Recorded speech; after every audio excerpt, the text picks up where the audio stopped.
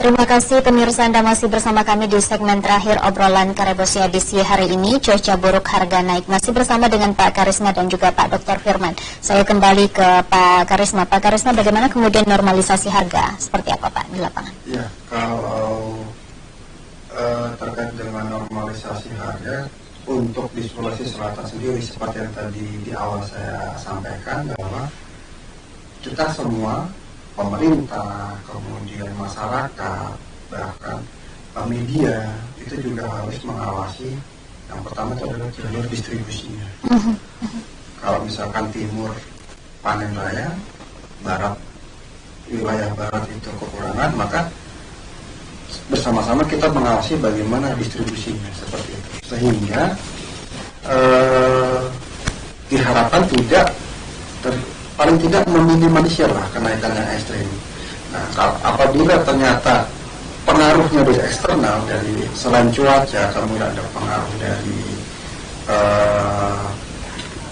daerah lain, misalkan dari Jakarta, Kalimantan, atau dari daerah lain yang membutuhkan, maka memang harus ada lembaga memang yang ditugaskan khusus untuk masalah pangan seperti itu.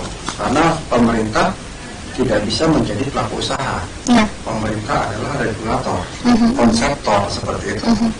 Dia hanya memiliki konsep, merencanakan, meregulasi dan melaksanakan, tetapi tidak boleh mengambil keuntungan. Nah, yang boleh mengambil keuntungan adalah badan usaha. Oleh karenanya, ketika terjadi fenomena seperti ini, ketika cuaca buruk, kemudian kita tidak mendapatkan informasi, bahkan petani, kalau saya yakin penelitian kami adalah petani itu tidak pernah mengetahui informasi berapa harga jual yang wajar.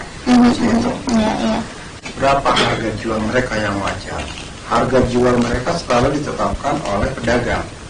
Saya beli cabai sekilo segini kepada petani, mau silakan, nggak mau saya cari petani yang lain. Nah, sementara petani tidak punya pilihan. Mau tidak mau dia akan menjual dengan harga tersebut. Apabila tidak dijual, produknya akan rusak dan itu akan merugikan kepada petani. Nah, yang saat ini sedang kami coba di KPPU sendiri, kita melihat bagaimana sih paling tidak ada beberapa alternatif bagaimana langkah-langkah yang bisa diambil. Misalkan kita kerjasama antara daerah konsumsi dengan daerah produksi seperti itu. Bagaimana kita mendorong atau meningkatkan lagi peranan toko tani, misalkan seperti program Kementerian Pertanian itu bisa diperdayakan. Jadi toko tani itu konsepnya, kalau saya tidak salah, itu adalah ketika mereka akan berhubungan langsung dengan produsen, dengan petani, sehingga akan memotong jalur distribusi.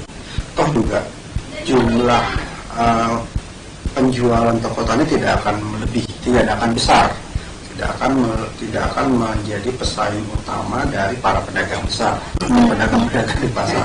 Tapi apabila toko tani ini tersebar, paling tidak masyarakat yang ada di sekitar toko tani tersebut bisa mendapatkan pembanding, harga pembanding atau produk pembanding seperti itu.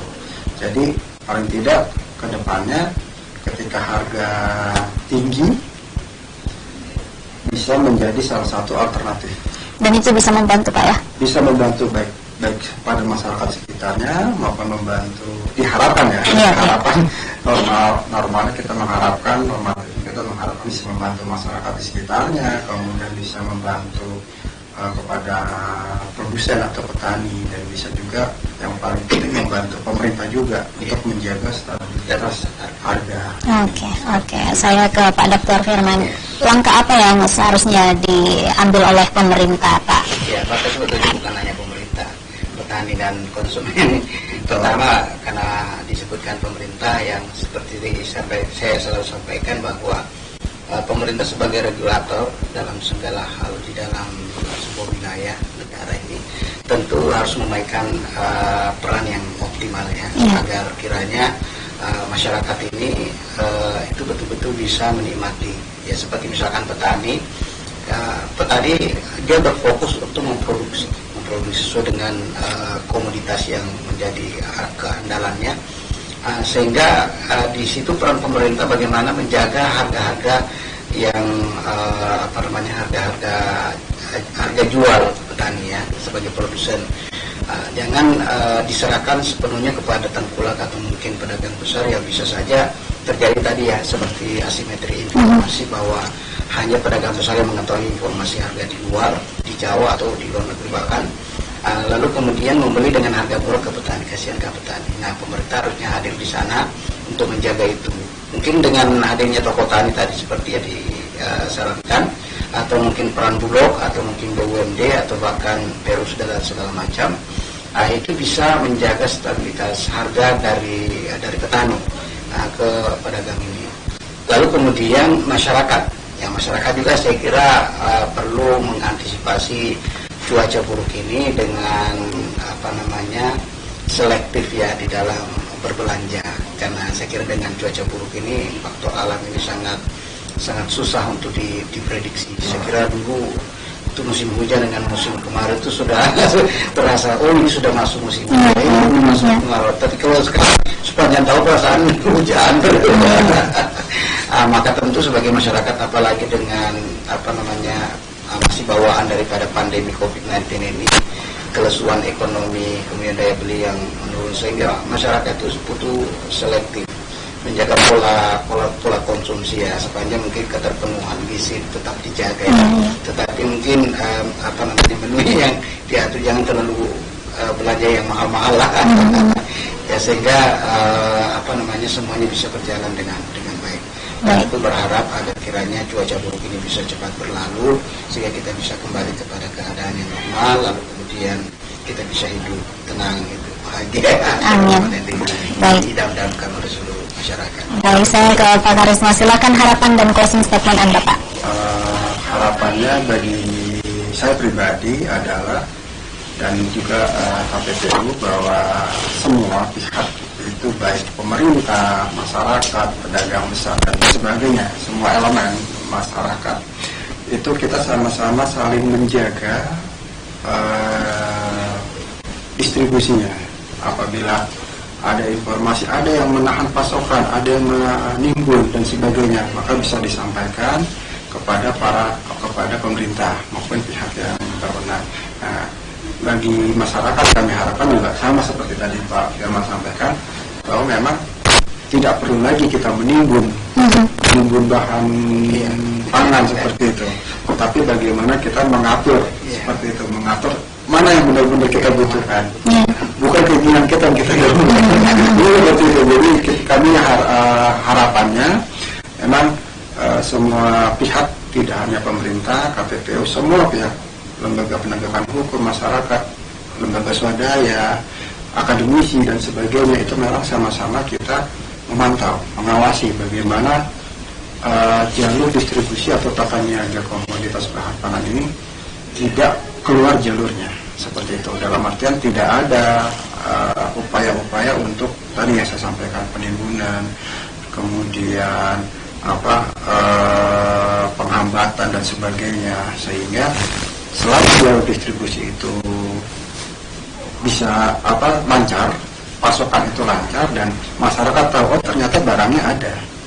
Nah, ini kan yang menjadi, dan kita harapkan juga dari media nih. Media ini kita harapkan jangan menggembur-gemburkan ketika pasokan ayam berkurang misalnya. Nah, kita juga mengharapkan dari media mampu memberikan informasi yang seimbang. Jadi ketika memang kondisi pasokannya berkurang, bisa jadi sedang dalam proses perjalanan dan sebagainya. Nah, itu kita juga harapkan dari semua pihak. Kami berharap semua melihat, semua mengawasi, sehingga tidak ada lagi hambatan di jalur atau di setiap level distribusi. Dan pasokan tersedia, masyarakat juga paham bahwa pasokan ada. Nah, itu yang terpenting. Jadi harga mudah-mudahan melonjak tidak terlalu tinggi lah. Baik, dan kehadiran Pak Karisma dan Pak Dr. Firman di saat ini bisa menyedarkan masyarakat begitu Pak ya, dan juga bisa memahamkan masyarakat yang mungkin saja menonton kita pada malam hari ini. Sekali lagi saya terima kasih kepada Pak Karisma, terima kasih Pak Dr. Firman sudah berdiskusi bersama kami di obrolan Karebosi. Pemirsa, 60 menit sudah kami menemani Anda di edisi hari ini. Saya Rafika Mustaqimah Wardah pamit. Wassalamualaikum warahmatullahi wabarakatuh. Waalaikumsalam.